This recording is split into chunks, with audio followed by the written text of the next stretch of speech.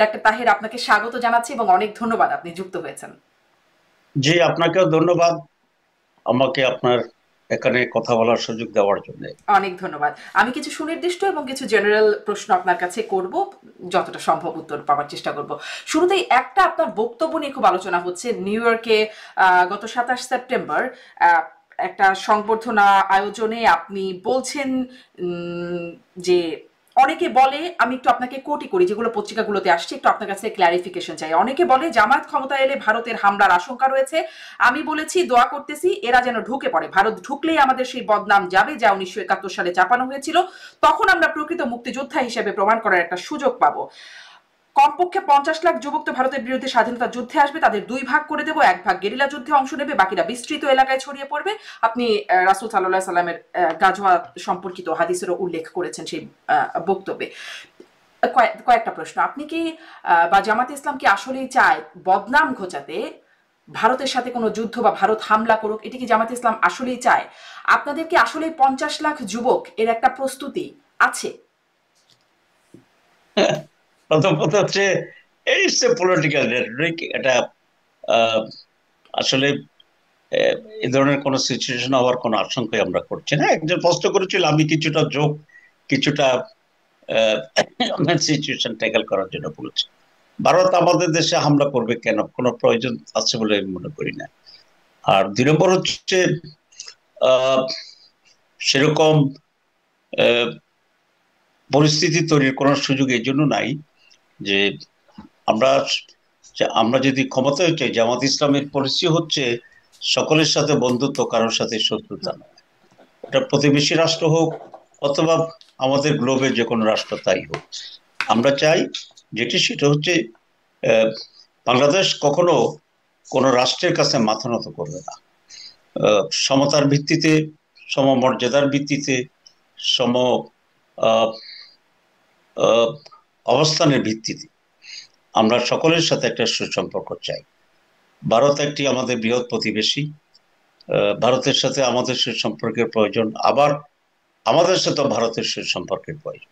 জি। কিন্তু আনফর্চুনেটলি বাজারে নানা ধরনের বিভ্রান্তিকর বক্তব্য আছে এবং আহ, বাংলাদেশের সাথে ভারতের সম্পর্কের ক্ষেত্রেও মানুষের ভিতরে নানা রকম সংশয় এবং সন্দেহ আছে। কারণ ভারত দীর্ঘদিন ধরে একটি দলকে খুবই অন্যায়ভাবে সমর্থন দিয়েছে, অবৈধ নির্বাচনকে তারা স্বীকৃতি দিয়েছে এবং যে কোনো ভাবেই যেন তেন ভাবেই তারা আহ, তাদের স্বার্থ হাসিল করার জন্য একটি দলকে ব্যবহার করছে। জি। আপনি বলছিলেন সে ভারতের কারণে পক্ষ থেকে অনেক বিভ্রান্তিকর বক্তব্য আছে। আপনি কি মনে করেন আপনার এই বক্তব্য সেটিও কোনো বিভ্রান্তি তৈরি করবে? এমনকি ভারতের সেটা সেটা সেটা তো আমাদের আমি যেটা বলেছি এটা কোনো আমাদের পলিসির ইস্যু নয়, বা এই ধরনের কোনো আহ, বিষয় আগে থেকে চিন্তা ভাবনা করা হয়েছে এবং সেটার রিফ্লেকশন হচ্ছে সেরকমই নয়।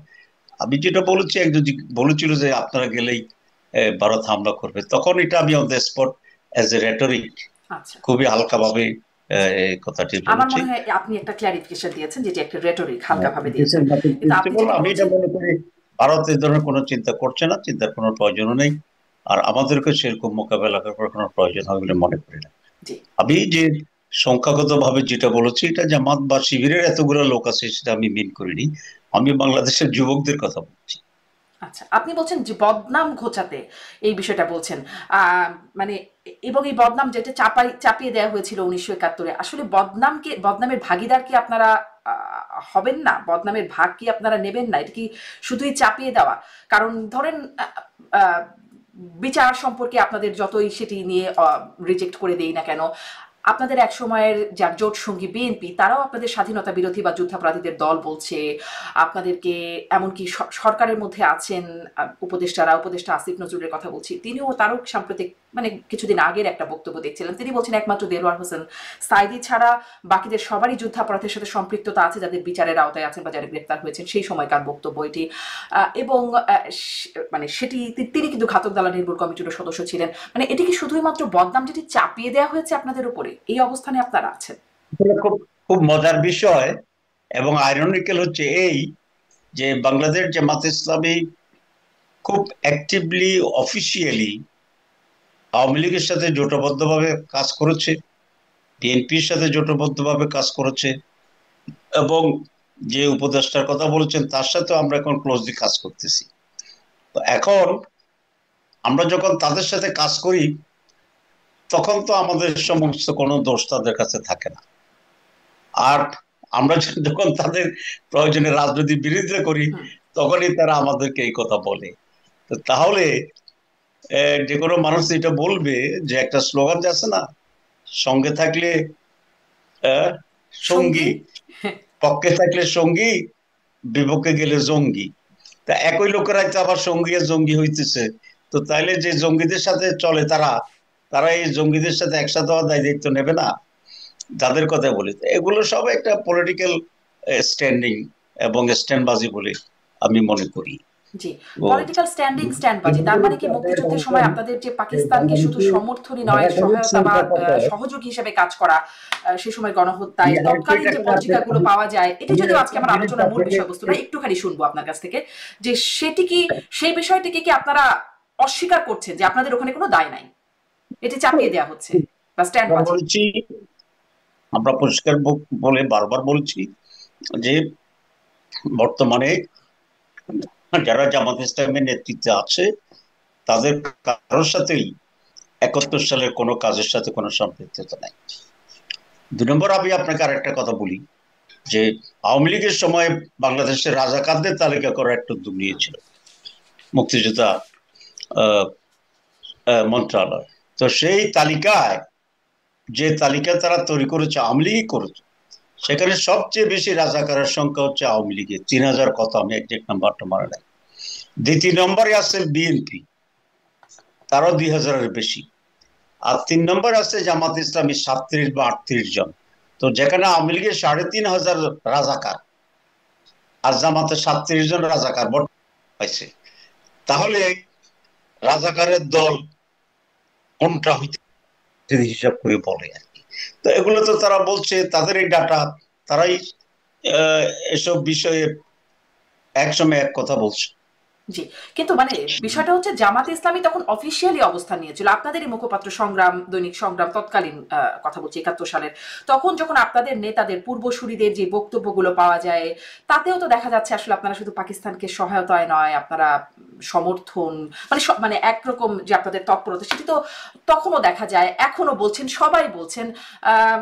তবুও কি এটিকে এড়ানোর সুযোগ আছে বলে মনে করেন? আমি আমি তো স্পষ্ট বলেছি, আমি যখন 71 সালে, আমি তখন ক্লাস 7-এর ছাত্র ছিলাম, আমার বাড়ি ছিল বর্ডারে। তো আমাদের এখানে অনেক মাইনরিটি লোকেরা বাংলাদেশের বর্ডার ক্রস করে ভারতে তখন আশ্রয় নিচ্ছিল। আমাদের বাড়িটি ছিল তাদের ইন্টারিম আশ্রয় নেওয়ার জন্য জায়গা, বার্জার ছিল আমাদের এখানে। এবং আমরা তখন এদেরকে পার করে দেওয়ার জন্য ছোট হইলেও আমরা ভূমিকা নিতাম, মুড়ি খাওয়াতাম, চিড়া খাওয়াতাম, পানি খাওয়াতাম। আর আর্মিদের টহল আছে কিনা দূর থেকে আমরা এটাকে পাহারা দিতাম। তো সেই হিসাবে তো এই ইনডাইরেক্টলি বাংলাদেশের স্বাধীনতার যে আন্দোলন, সংগ্রাম এবং যুদ্ধ চলছিল, স্বাধীনতার যুদ্ধ চলছিল, সেক্ষেত্রে ইনডাইরেক্টলি আমারও ভূমিকা ছিল। It's very clear. জি, সহায়তা, সেখানে মুক্তিযোদ্ধাদের সহায়তায় আপনারও ভূমিকা ছিল, কিন্তু জামাত অফিসিয়ালি মুক্তিযুদ্ধের সময় যে ভূমিকায় ছিল সেটি কি সঠিক ছিল নাকি ছিল না, আপনি সেটি এক লাইনে শুনে আমি পরের প্রশ্নে যাই। এই বিষয়ে আমি তো আমার যে বক্তব্য দিছি এখানে আমি আছি। মানে এখানে কি এক লাইনে কোনো উত্তর দেবেন নাকি আমি পরের প্রশ্নে চলে যাব? না, আমি তো আমার বক্তব্য এখানে লাইনে শেষ করছি। জি, আচ্ছা, হ্যাঁ আর না উত্তরটা চাচ্ছিলাম যে সঠিক ছিল, ছিল না। না সেটা তো আমি এই বিশ্লেষণ তো আমি কেন করবো, আমি তো এই বিচার করার ঠিক আছে, দায়িত্বে আমি নাই। তাহলে যেখান থেকে আসলে এই আরেকটা বক্তব্য তুলি, সেটিও একটা সংবর্ধনা আয়োজনে আপনি বলছিলেন যে আপনি মানে রাজনৈতিক আলোচনায় যাবার আগে একটু হয়তো ধর্মীয় বিষয়ে বলছিলেন, সেখানে বলছিলেন যে বংশ প্রসঙ্গে, যে এই বংশ কোনো বংশ নয়, আপনি আদম আলাইহিস সালামের সন্তান, সেই হিসাবে গর্বিত। এই প্রসঙ্গেই আপনি বলছিলেন যে বাকিদের জিজ্ঞাসা করছিলেন যে আপনাদের গর্ব হয় না, সবাই সমস্বরে বলছিলেন গর্ব হয়। আপনি বলছিলেন যে আমি আদমের বংশধর, আমার নীল রক্ত, আমি কেন ওই দেশ এই মার্কা ওই মার্কার সাথে কথা বলবো, মানে এই মার্কা ওই মার্কা যারা বহন করছে তাদের রক্ত আসলে কার রক্ত? সেটা আমি আমি যেটা বুঝাতে চেয়েছি সেটা হচ্ছে, আমরা পৃথিবীর প্রথম যিনি সভ্য মানুষ হযরত আদম, আমরা আদমের বংশধর, আদমের তো সকলেই বংশধর। আমি এই ওই যাই শব্দ বলি, সকল মানুষই তো আদমের বংশধর হয়ে আসছে। জি, তাহলে এই মার্কা ওই মার্কার সাথে কথা বলতে সমস্যা কি? কেন বলবো এটা বলছেন তো, তাই জিজ্ঞাসা করছিলাম। না, এটা আমাকে আবার দেখতে হবে কোন মার্কার কথা আমি বলেছি, আমার একদিকে মনে নেই। জি, সুনির্দিষ্ট করে কোনো মার্কার কথা বলেন নাই, আমি আপনাকে কোটই করছিলাম। আমি কেন এই দেশ ওই দেশ, এই মার্কা ওই মার্কার সাথে কথা বলবো, এই ছিল আপনার বক্তব্য।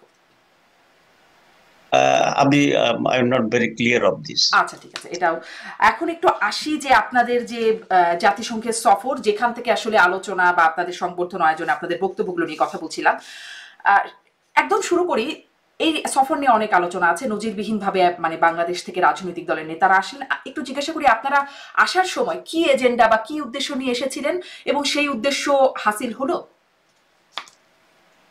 আমরা যেটা এসেছিলাম, আমাদের মাননীয় উপদেষ্টা জাতীয় ইউনাইটেড নেশনস এর যে কনফারেন্স, অ্যানুয়াল কনফারেন্স যেটা আছে, সেখানে আসতেছিলেন। এটা প্রতি বছরই রাষ্ট্রপ্রধানদের সম্মেলন হয়, এবং আমাকে প্রথম একজন অ্যাডভাইজার ফোন করেছিলেন যে প্রধান উপদেষ্টা, এবার যাওয়ার সময় আপনাদের মেজর 3টি দলের নেতৃত্বের সিনিয়র নেতাদেরকে সাথে নিয়ে যেতে চান। তো এবং আমাকে বললো যে বিএনপি থেকে ফখরুল সাহেব যাবে, এনসিপি কেও তারা বলবেন, আমাদের কাছ থেকেও যেন একজন যাওয়া হয়। তো আমি জামাতের ডক্টর শফিকুর রহমান সাহেবের সাথে আলাপ করি এবং আমরা বলেছি যদি অন্য দুজন যায় তাহলে আমরা যাই। তো এই হিসাবে আমরা সেখানে সংযুক্ত হয়েছি। আমাদের কাছে যেটা মনে হয়েছে বা বলা হয়েছে যে আমরা বিশ্বের দরবারে এই জিনিসটাকে এস্টাবলিশ করতে চাই যে আমরা ইউনাইটেড আছি বাংলাদেশে, এবং আমরা নিজেদের ভিতরে রাজনীতি বিভিন্ন ইস্যুর ডিফারেন্স থাকলেও দেশের স্বার্থে, জাতির স্বার্থে, ডেভেলপমেন্টের স্বার্থে আমরা সব রাজনৈতিক মেজর স্টেক যারা আছে তারা একসাথে কাজ করছি with cooperation of this government. তো সেটাই আমার কাছে মনে হচ্ছে, আমরা সেই জন্য আসলাম। এবং আসাতে আমার কাছে ইমপ্রেশন হচ্ছে যে ইট ওয়াজ এ ভেরি গুড গেস্টার, কারণ আমরা যখন ইনভেস্টরদের প্রোগ্রামে কথা বলেছি, তাদের আস্থা হয়েছে যে এরপরে যদি সরকার চেঞ্জ হয় বা যারাই নতুন সরকার গঠন করে তারাও ইনভেস্টমেন্টের এই পলিসির সাথে আমরা একমত থাকবো, এটা আমরা বলেছি, যেটা পজিটিভ আছে। তো সব মিলিয়ে একটা গুড এনভায়রনমেন্ট তৈরি হচ্ছে ইউনাইটেড থিঙ্কিং এর ব্যাপারে। জি, জি, মানে আপনারা মানে এই সরকার যা সিদ্ধান্ত নেবে পরে আপনারাও সেটাতে একমত থাকবেন বা একই সুরে কাজ করবেন, এটার একটা বার্তা, যদি আমি ভুল না বুঝি, তাই তো? আমরা ইউনাইটেড আছি জাতি হিসাবে মেজর ইস্যুতে আমাদের দেশের স্বার্থের ব্যাপারে। দেশের স্বার্থে যে সম্প্রতি ডক্টর ইউনূস শুল্ক কমানোর ক্ষেত্রে, মানে ডক্টর ইউনূস সরকারের কথা বলছি, এনডিএ স্বাক্ষরের ব্যাপারে বা এনডিএ নিয়ে যে এগ্রিমেন্টটা হলো, সেটিও তো আসলে পরবর্তী সরকারকে বা পরবর্তী সরকারগুলোকে সেটি মানে চালাতে হবে। আপনারা কি সেই সম্পর্কে জেনেছিলেন যে পরবর্তীতে আসলে কি সম্পর্কে আপনাদের কাজ করতে হবে? না, শুল্ক কমানোর যেটা তো একটা নেগোসিয়েশন তারা করেছেন, এবং আমি মনে করি অন্যান্য দেশ যেভাবে করতে পেরেছে তার চেয়ে আমাদের গভর্নমেন্ট ভালোই করেছে comparatively, with thanks to our government. অনেকে যেটা বলে যে এটার পিছনে আর কি বিনিময় আছে গোপন, তো গোপন যেটা সেটা তো গোপন, আমি জানি না, যেহেতু এটা গোপন। এবং আমি মনে করি যে ডক্টর ইউনূস এমন কোন চুক্তি নিশ্চয় করবেন না যেটা বাংলাদেশের স্বার্থের পরিপন্থী হবে, এই কনফিডেন্স আমাদের আছে। এই জন্যই আসলে প্রশ্ন করছিলাম যে মানে এই সরকার যা করছে আপনারা তার সাথে একমত আছেন, বা পরবর্তীতে সরকার যারা আসবে তারা যদি সেই বিষয়ে সেভাবেই কাজ করে, তাহলে এনডিএটা যা হলো সেটি আসলে পরের সরকার আসতে পারে যারা বা বিরোধী দলে যারা থাকতে পারে তাদের কি জানাটা আসলে প্রয়োজন নাই? না, আমরা যদি জানি যে এর বিনিময়ে কোনো চুক্তি হয়নি, আর তারপরে যারা বলে যেটা গোপন হয়েছে, গোপন তো আর আমরা বলার কোনো আমার সুযোগ নেই। কিন্তু আমি এটা আস্থা রাখতে চাই এই গভর্নমেন্টের উপরে, যে গভর্নমেন্ট এমন কিছু করবে না যেটা বাংলাদেশের এবং বাংলাদেশের মানুষের স্বার্থের পরিপন্থী হবে, জি, এবং করা উচিত না। এই গোপনীয়তাটাকেই রক্ষা করছেন। একটু একটা মানে বাংলাদেশে রাজনীতিকরাই বলছেন, নানান জনে তো বলছেনই রাজনীতিকরাই বলছেন, আমি এদের এজেন্ডা বা উদ্দেশ্য নিয়ে জিজ্ঞাসা করছিলাম। অনেকে বলছেন যে ডক্টর ইউনূস আপনাদেরকে প্রোটেকশন, মানে রাজনৈতিক নেতাদেরকে প্রোটেকশন বা ঢাল হিসেবে নিয়ে আসছেন। কেউ বলছেন যে আসলে আনুষ্ঠানিক আলোচনা হচ্ছে বাংলাদেশ ঐক্যমত কমিশনে, কিন্তু সেখানে দূরত্ব মিটছে না বা বিভক্তিগুলো কাটছে না, এখানে অনানুষ্ঠানিকভাবে আসবেন এবং কথাবার্তা হবে, সেটি একটা উদ্দেশ্য ছিল। আবার কেউ বলছেন, আমি বিএনপির নেতা মেজর হাফিজের কথা বলছি, তিনি বলছেন যে ডক্টর ইউনূস ১০৪ জনকে নিয়ে পিকনিকে গেছেন, জাতিসংঘ সফরের পিকনিকে গেছেন বলছেন। আসলে কোনটার সত্যতা আছে? প্রথম কথা হচ্ছে, আমাকে এয়ারপোর্টে নামার পরে জিজ্ঞাসা করা হয়েছিল, আপনি যেরকম প্রশ্ন করেছেন যে এখানে কোনো একটা কিছু অর্জনের জন্য আসছে কিনা। তো আমি মনে করি যে বাংলাদেশের কোনো বিষয় নিজেদের ভিতরে নেগোসিয়েশন করার জন্য, আলাপ আলোচনা করার জন্য বাংলাদেশ মাটির সবচেয়ে উপযুক্ত জায়গা। এটার না করে আমরা আমেরিকায় সেটা করতে হবে এই প্রয়োজনীয়তা আমি মনে করি না, এটা আমি ঠিকও মনে করি না। সুতরাং আমরা যে জন্য ডক্টর ইউনূস সাহেবের কাছে আসছি সেটা হচ্ছে একটা সলিডারিটি শো করার জন্য, এবং সেই কাজটি সফলভাবে হয়েছে বলে আমি মনে করি। এর বাইরেও এখানে এক্সট্রা কিছু প্রোগ্রাম হয়েছে, এনআরবির একটা প্রোগ্রাম হয়েছে নন রেসিডেন্স বাংলাদেশিদের জন্য, ইনভেস্টর ফোরামদের একটা মিটিং হয়েছে, সাইডলাইনে অনেকগুলো কাজ হয়েছে, সবগুলো ভালো ইফেক্টিভ হয়েছে বলে আমি মনে করি। সুতরাং যে সমস্ত কথাবার্তা, মানুষ তো কত কথাই বলতেছে, এ ধরনের কোনো কিছু এজেন্ডা ছিল কিনা সেটা আমার জানা। জি, সলিডারিটি শো করার জন্য আপনারা আসছেন বলছেন, কিন্তু নিজেদের মধ্যে সেই সলিডারিটি বা ঐক্যমত, সেই বিষয়টা আসলে আপনাদের কোন অবস্থানে আছে? কারণ আমরা দেখলাম এক যাত্রায় ৩ ফল হলো। ডক্টর ইউনূস ভিআইপি প্রোটোকলে চলে গেলেন, আপনি স্বাগত, আপনাকে স্লোগান জানিয়ে স্বাগত জানিয়ে আপনাকে রিসিভ করা হলো। অন্যদিকে মির্জা ফখরুল ইসলাম আলমগীর, এনসিপি নেতারা, ওখানেও আবার ২ ফল, সেখানে মির্জা ফখরুল ইসলাম আলমগীর কম গালিগালাজ বা খানিকটা সমীহ পেলেন, অন্যদিকে আখতারকে ডিম খেতে হলো, তাসনিম যারা গালিগালাজ খেলেন। মানে এক যাত্রা আসলে অনেকগুলা ফল হলো। তাহলে ঐক্যবদ্ধ যে আপনারা, সেটি কি সেই যাত্রা থেকে, মানে আপনাদের মধ্যে ঐক্যবদ্ধ হবার যে জায়গাটা বা নিজেদের মধ্যে যোগাযোগের জায়গা, সেখানে কি কোনো রকম এই ঘটনার কোনো প্রভাব পড়েছে কিনা? হ্যাঁ, এটা একটা বিচ্ছিন্ন ঘটনা, এটাকে ওইভাবে বিশ্লেষণ করার কোনো সুযোগ নেই। কারণ আওয়ামী লীগ কি প্ল্যানটা কি এরকমই করছিল? আওয়ামী লীগ এটা জানতে পারতো আমরা কোন সময় কিভাবে কতটুকু কে আগে কে পিছিয়ে যাবে? এটা তো এমন হইতে পারতো ফখরুল সাহেবের একটু আগে গেছে, আমি আগে যেতে পারতাম, ওনারা একটু পিছিয়ে যেতে পারতাম। সুতরাং এগুলো হচ্ছে সব মানুষের চিন্তা এবং আবিষ্কার, আমি মনে করি না সেটা। আর যেটা হয়েছিল ওটা কিছুটা মিসম্যানেজমেন্ট, কিছুটা ইনফরমেশন কমিউনিকেশন গ্যাপ ছিল, যে আমাদেরকে প্রধান উপদেষ্টার বহরেই নিয়ে যাওয়ার সিদ্ধান্ত ছিল এবং অ্যারেঞ্জমেন্ট হচ্ছিল, কিন্তু বিষয়গত যে একটা মৌলিক পার্থক্য আছে, এটা যারা আমাদের হ্যান্ডলিং করছিলেন তাদের হয়তো এটা জানা ছিল না। ডক্টর প্রধান উপদেষ্টা মাননীয় এবং অন্যান্য উপদেষ্টাদের জন্য বোধহয় G1 টাইপের একটা বিষয় ছিল, যেটার জন্য ফিঙ্গারপ্রিন্টের দরকার হয় না, কিন্তু আমাদের বিষয়টা ছিল B1 B2 টাইপের, যেটার জন্য ফিঙ্গারপ্রিন্টের দরকার হয়। তো সেই জন্য ওইদিকে অ্যারেঞ্জমেন্ট হওয়ার পরেও পরে যেহেতু একটা মিসকমিউনিকেশন হয়েছে, আমরা তখন নর্মাল ওয়েতে ফিঙ্গারপ্রিন্ট যেখানে হয় ইমিগ্রেশন দিয়ে আসছি। যদিও একজন আমেরিকান অফিসার ছিল আমার সাথে, আমার ফিঙ্গারপ্রিন্টটা সে আর নেয়নি, বলছে তো আমারটা দরকার নেই। তো এটা ছিল একটা gap of communication between our protocols and the immigration officer আমেরিকার জন্য। এই গ্যাপ তো অফ সেজন্য আমরা কমিউনিকেশন কি আপনি কি ব্যর্থতা বলবেন নাকি উদ্দেশ্য প্রণোদিত বলবেন? আসলে কি ছিল?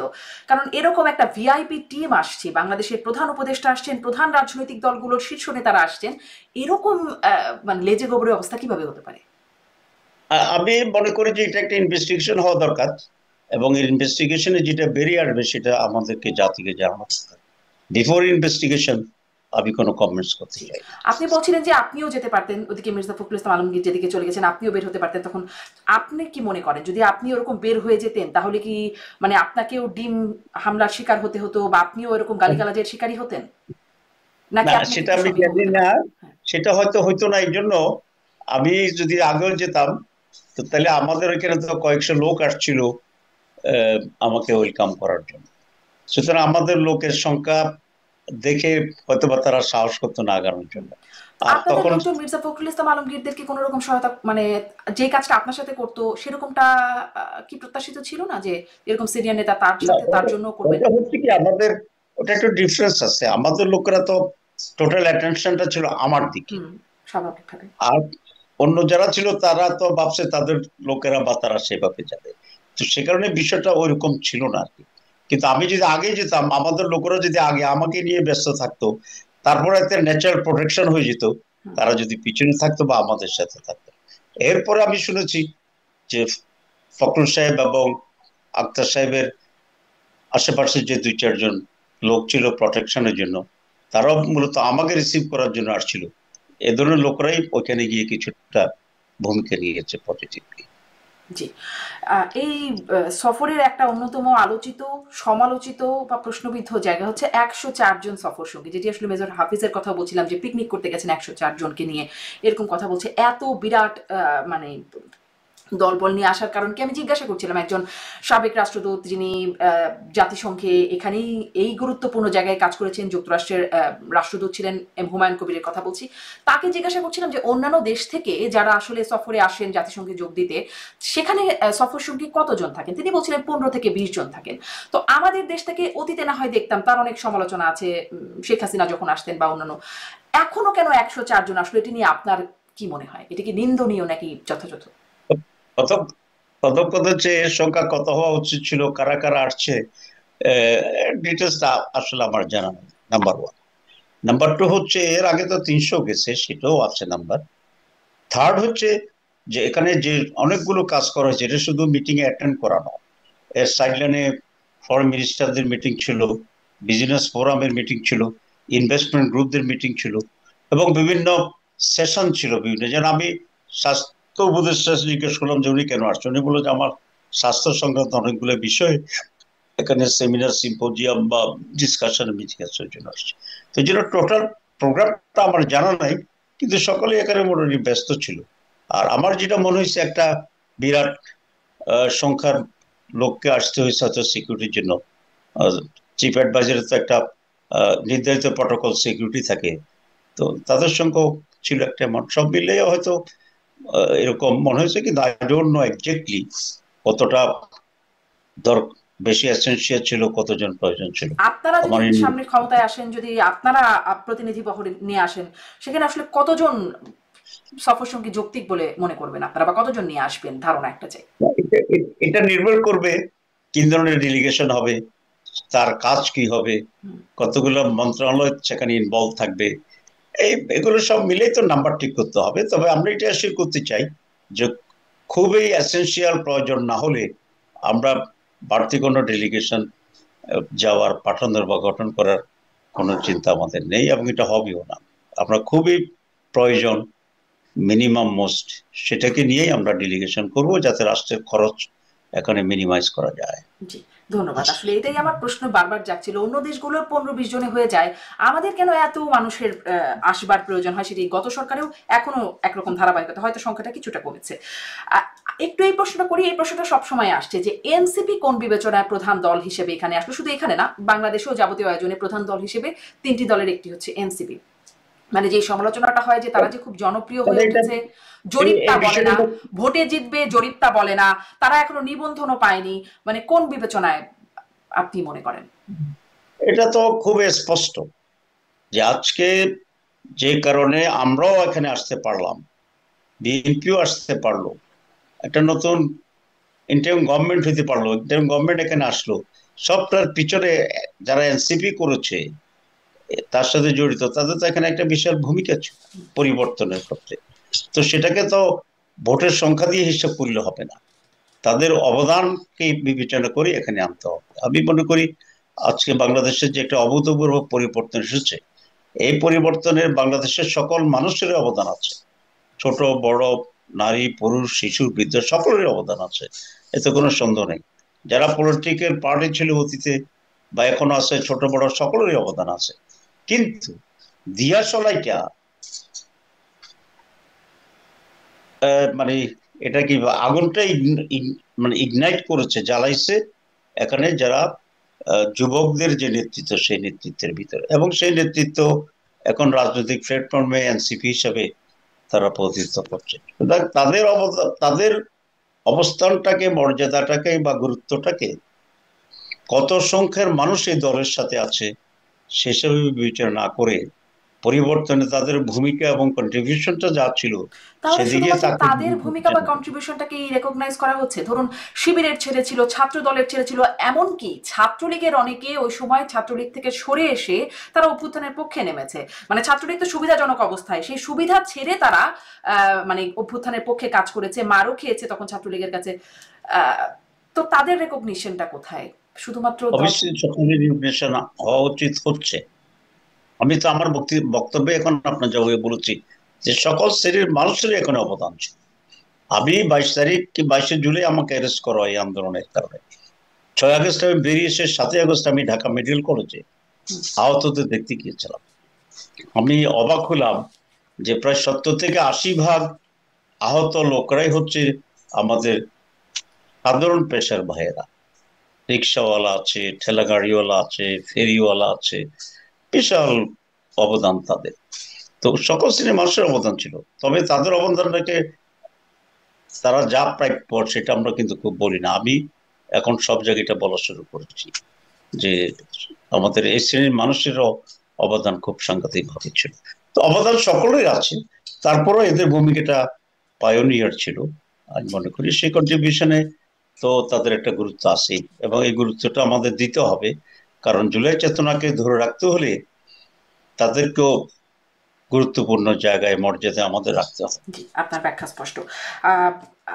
ফেব্রুয়ারিতে নির্বাচন হবে কিনা এই প্রশ্নটা সর্বত্র বারবার, মানে বারবার বলা সত্ত্বেও এই সব প্রশ্নটা বারবার আসছে।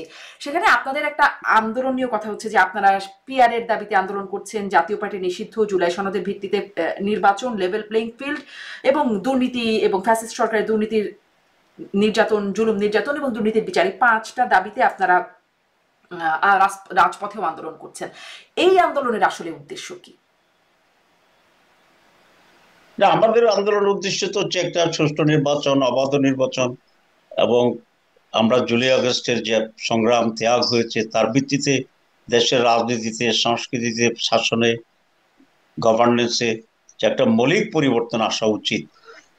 এবং যদি সেটা না হয় তাহলে তো এই রক্ত জীবন দেওয়ার কোনো মানেই হয়। তো আমরা যেহেতু এখন পর্যন্ত জুলাই চার্টার অ্যাপ্রুভড হয়নি, অ্যাপ্রুভ মানে